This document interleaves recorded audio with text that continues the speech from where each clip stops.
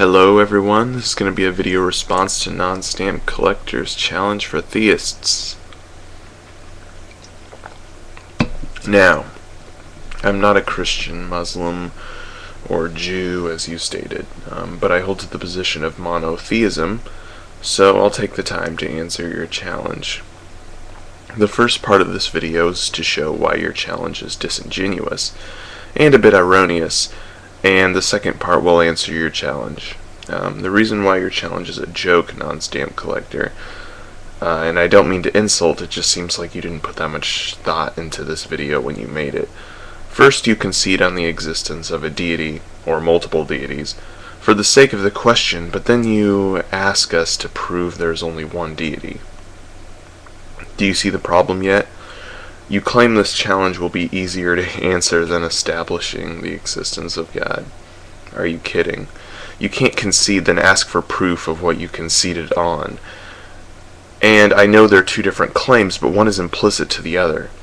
For me to prove there's only one God objectively, I have to prove God, which is what you conceded on. This question would be better phrased as, how are you justified in believing in one God rather than multiple ones? But you changed the format of the question to make it a metaphysical question. Well, not only do I have to prove the supernatural, but I also have to prove there is only one God.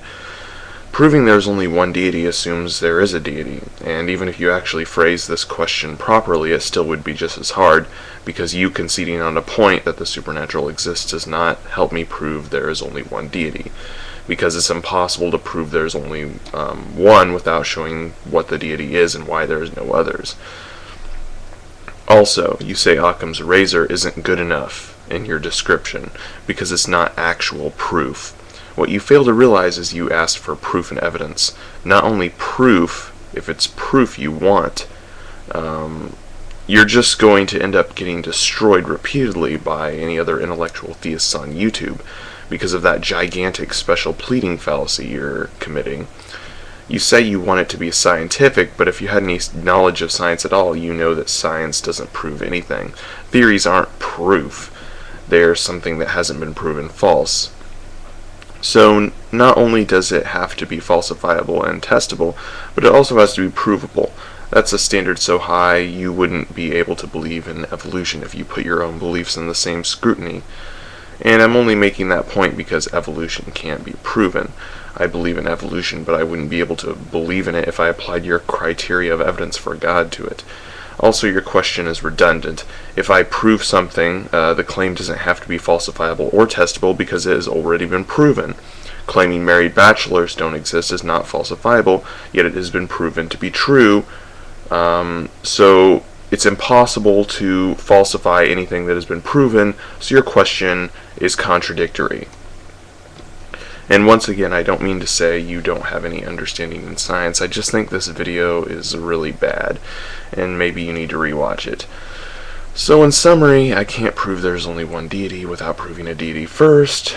You conceded on the existence of a deity, but then you asked me to prove that there was only one, rendering your question disingenuous. Your question contradicts itself by asking for proof and evidence. Then you want it to go through the scientific method, and then you want it to be provable, so we can't use Occam's razor. Then you special plead when you ask for an a priori proof, but you can't prove an objective reality exists. You can't prove any of the assumptions science makes in order for science to work, such as the speed of light being a constant, your senses being accurate, an objective reality existing. You can't even prove you exist, except to yourself subjectively. Now, since your question is a metaphysical question, and because of that it is erroneous, I'm going to change your question to an epistemic question, which is, how many gods are we rational to believe in if God's existence was justifiable? Now, I wouldn't change your question like that without giving you the courtesy of explaining to you why I rejected the question in the first place, which I just did. For you to just reassert the question despite my rebuttal would be tantamount to shuck up God's behavior on YouTube, might I remind you. Now, I'm going to answer with an explanation. If you already conceded that God was the cause of the universe, we must ask what would be a sufficient cause to the universe. If God were to create time, he can't be bound by time. That logically follows. because something can't be created if it already exists. That's a truth statement. Unless, of course, you have some scenario where balls exist and you create another ball. But time is something that's it's not an actual tangible thing, so it applies here. And since God created it, that implies he existed before time. He also must be immaterial if he created all matter and energy, and he's not natural. He's not matter and energy, or at least he transferred his energy. If you believe that, then he must be immaterial. He can't be the arbiter of all things if matter existed beforehand. Divine simplicity, since God isn't made up of matter, he isn't complex in the way the natural world is complex. He isn't part upon part upon part, which produces a function. He is all one essence. Being all one essence, he is unchanging. It's not like his mind has neurons interacting with each other, which results in time and change. And I could go on to what would be a sufficient cause to the universe and keep going, but you get the point.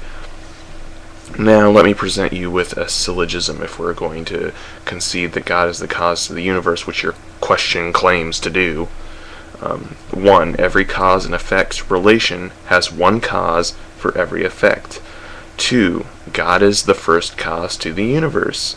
3. First cause implies a single cause. 4. There is only one creator to the universe, and that was the conclusion, by the way. Now, you conceded on 2 with the nature of your question.